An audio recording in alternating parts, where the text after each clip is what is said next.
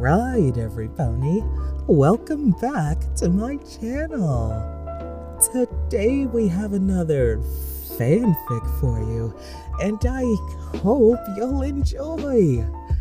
So, without further ado, how about we read the description? Humans. I hate all of them. Though that doesn't say much for myself, seeing how I'm one now also. So yeah, I do hate myself, and wish I never came to this alien world with its alien customs and world full of hate. A hate that has since corrupted me, because, like I said, I hate all of you. Sunset Shimmer. Trust. Written by Burning Sunset. Chapter 1. Broken Trust. Sunset Shimmer sat in the center of the food court, stirring the ice in her glass of Diet Coke as she glared at all of the happy teens milling about. None of them had a care in the world, which really pissed her off to no end. A bunch of carefree fools who thought the world was all sunshine, rainbows, and puppies. Well, she had news for them. The real world was full of storm clouds with no rainbows, and as far as the puppies were concerned, she would much rather kick them than hug them. She hated this world and everything in it. It was so sad to think that it wasn't always this way, though. She used to actually be just like those around her, laughing with friends and family. Not that they were her real family, as she came to this world on her own, but a 12-year-old girl can't really do much on her own in this world. She was picked up by the police and put into the system when she claimed she couldn't remember anything. Flashback. Don't worry, honey. This is an older couple who love children, and they'll take great care of you.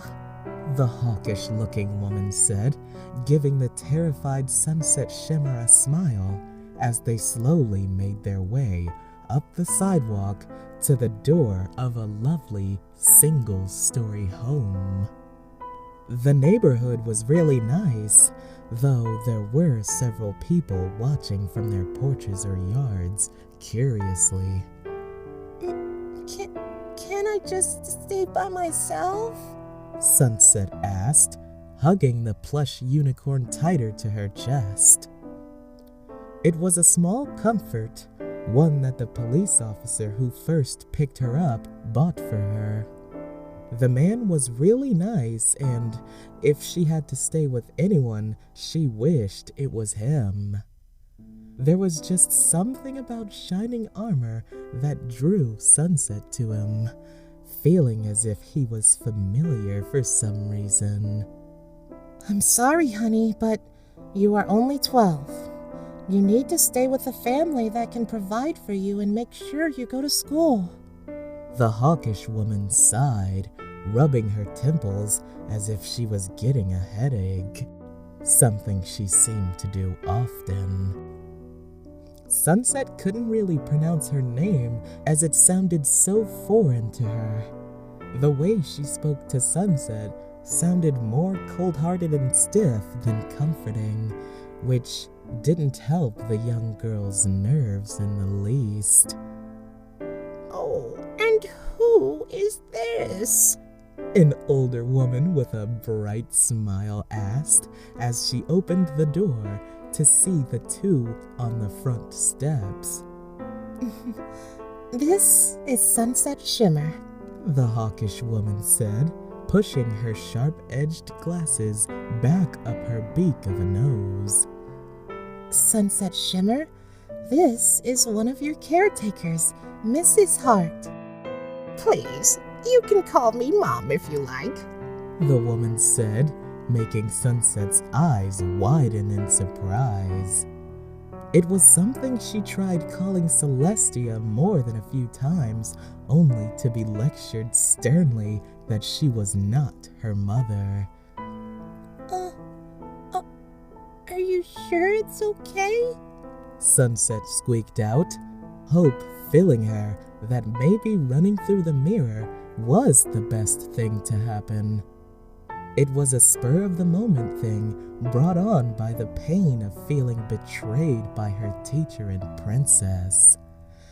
Of course I'm sure, honey.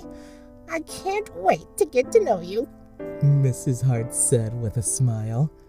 Flashback end. The ice was starting to melt in her soda. Not that she really cared, as she thought about the time with Mrs. Hart and her husband. She stayed with them for maybe 6 months, and they taught her so much about this world. They taught her about computers and everything she needed to know to figure out how to translate what she learned in Equestria to the sciences and math that they used here. Too bad history and biology wasn't as easy. Studying on the computer helped fill in that information, which helped her quickly become the top student in her school. Her foster parents were so proud that she managed so much in such a short amount of time. They showered Sunset with the love she wanted so much, and she had the love and respect of her peers. There was a small group of friends that she became a part of, and all seemed to be going great. She even met a great guy over the internet who wasn't put off by her intelligence. It seemed like a lot of guys were intimidated by it, though they respected her. If only she kept her mouth shut about being from a world of ponies. Flashback. She's a freak, and I want her out of my home. Sunset heard Mrs. Hart snarl at the hawkish woman who was having tea as the young girl eavesdropped on them. She knew that her foster parents were acting more and more distant lately, but she didn't expect that. If only she didn't feel like she could trust them enough to tell them the truth about her past. Running to her room, she curled up in bed for a while, crying into the stuffed unicorn she still had. When her phone started beeping though, she crawled over to her nightstand and grabbed it to see her online boyfriend had just messaged her. F-Runner. Hey Sonny, you there? Free Runner, I guess that's what the F stands for. Free Runner was a promising track team member that Sunset was a little surprised would bother with her. He was actually a little older, 2 years older to be exact, but he was always there for her.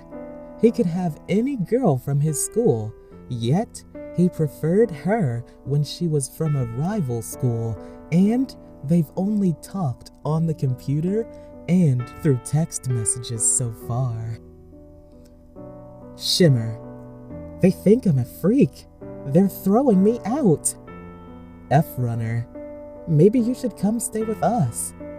Shimmer. I can't. The Hawk Lady is here to take me to a new home. F-Runner. I'm sure it will be okay, and if worse comes to worse, you can stay with us. Shimmer. Thank you. You have no idea how much that means to me. Flashback end. If only she knew that admitting the truth to the older couple would set her on a downward spiral that would end up with her hating humans. Hating the people of this world as well as herself for everything that had happened. She had been ready to live out her life with that older couple and be happy. Why couldn't she be happy? Taking a sip of her soda, she locked eyes with Fluttershy, who was walking towards the food court before seeing Sunset Shimmer. Turning away, Fluttershy hurried away before Sunset would have a chance to get up and go after her. Not that Sunset would bother, not today especially. Not since today was the anniversary of the first day it happened. Flashback. Happy birthday to me, Sunset whimpered, holding her cheek as she walked through the run-down-looking neighborhood. She passed several groups of teens who gave her suspicious looks, but she ignored them and hurried to her destination. Her cheek stung from where her current foster mother struck her not 15 minutes ago. It wasn't the first time either, as beatings from the woman came often with the flimsiest of excuses. Hell, she was sure that woman made up stuff half the time, just to have an excuse to beat her. She finally had enough, though, after having free runners address for several weeks, debating running away to his family. He promised that they said she would be safe with them, that they would take good care of her. She was hoping that he was right, as she just couldn't take it any longer. Finally, reaching the house, she reached up and rung the doorbell. The door opening a few minutes later, showing a middle-aged balding man looking down at her with a bit of a grin. Oh, Scheisenbergs. It unsettled her.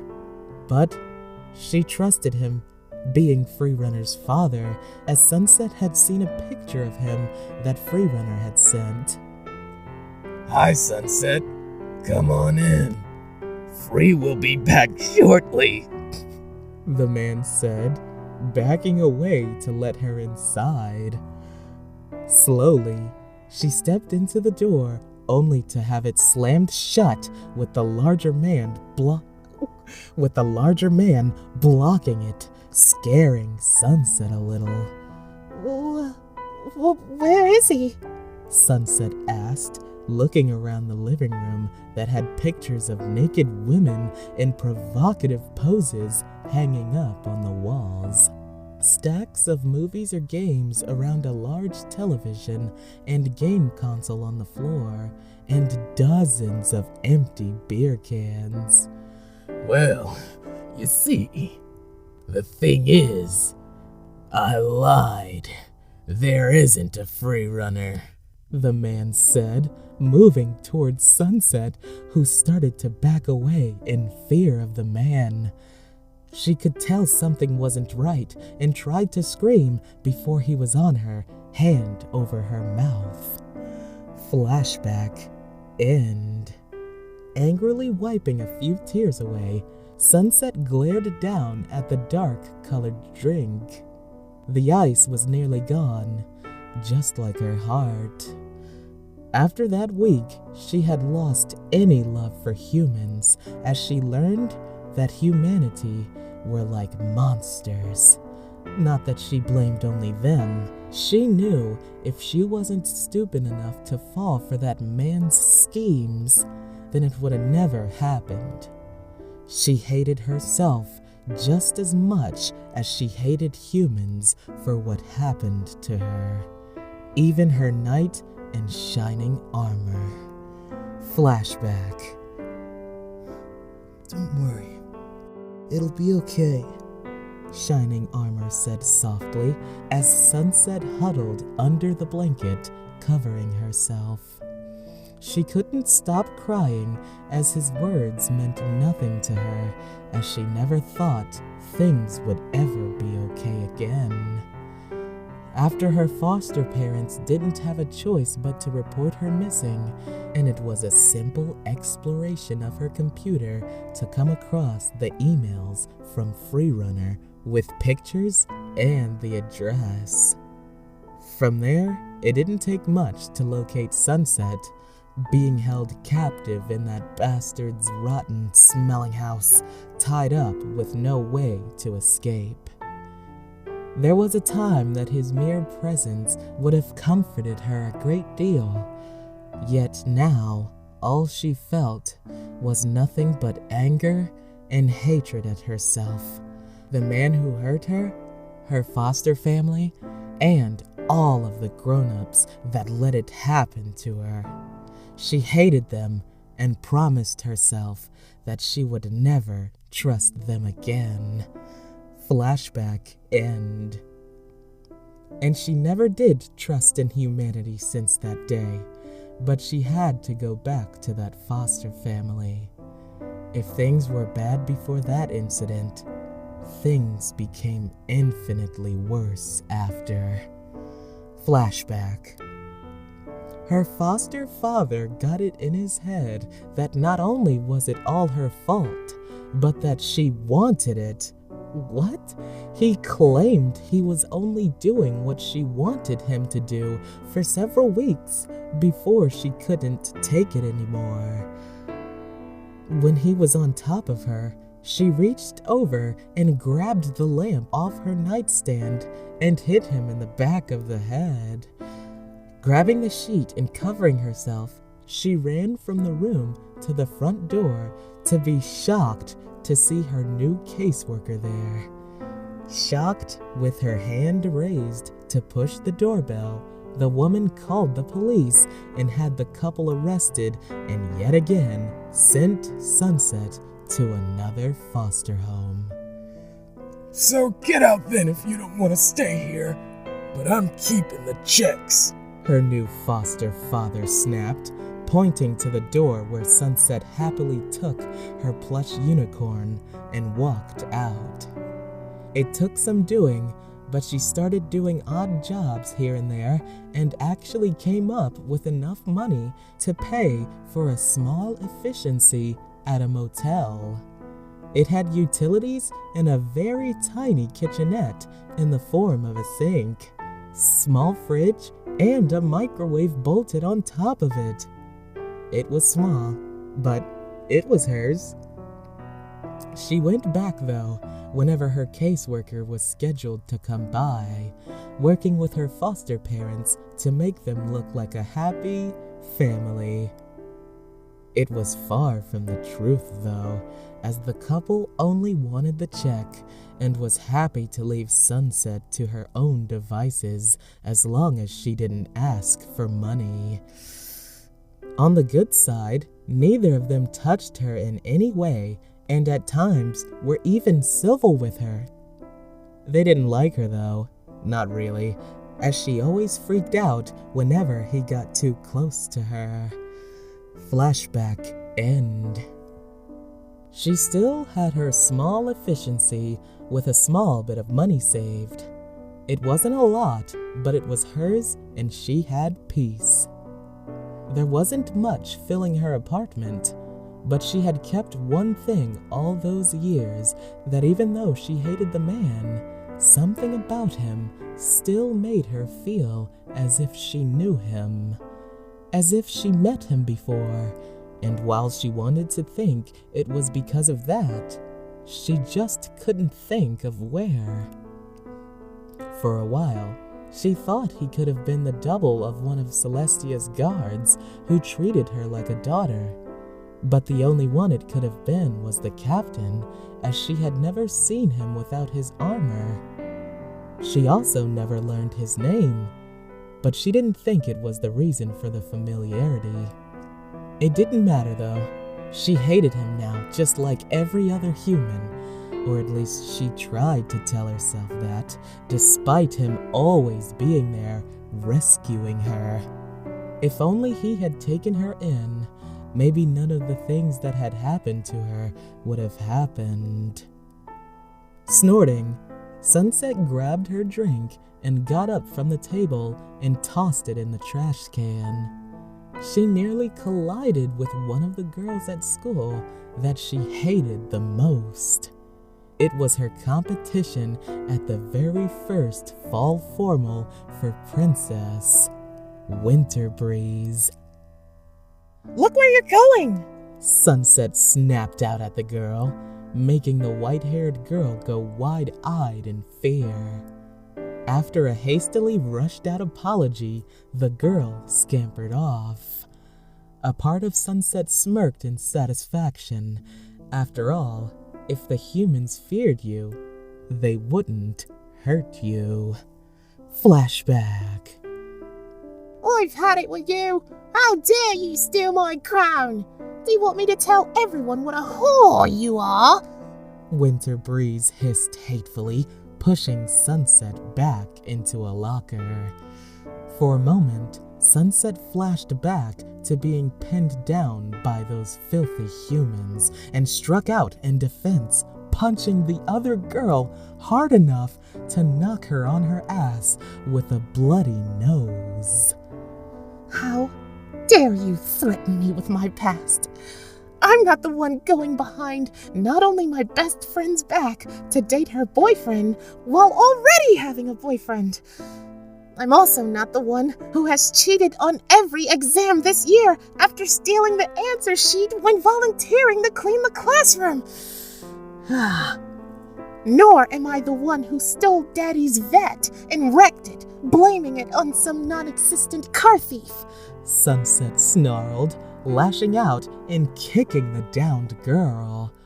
For a moment, she saw herself on the floor, but she quickly stomped that image out. She had enough of this.